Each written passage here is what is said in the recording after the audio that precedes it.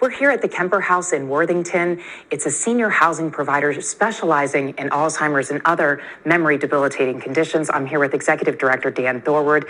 Dan, talk to us a little bit about this wonderful community and how you're enriching the lives of your residents. Sure, absolutely. Well, welcome. I'm glad you could be here today.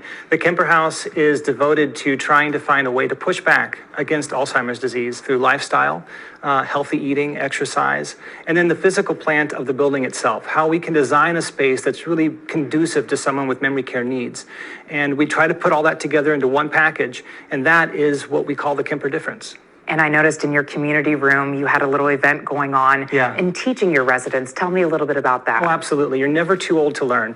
And people sometimes assume that folks with memory care issues don't want or can't learn new skills. And that's absolutely not true. We use everything we can to help leverage the cognition of our residents. So today, for example, we are constructing an indoor garden. We often will take trips to the farmer's market to select food with the chef, with our residents. But here today, we're actually going to talk about growing healthy food here that we can actually have the residents grow, pick, and then with the chef prepare and eat together family style. We are now here in the Kemper House Salon with Program Director Chelsea Dunn.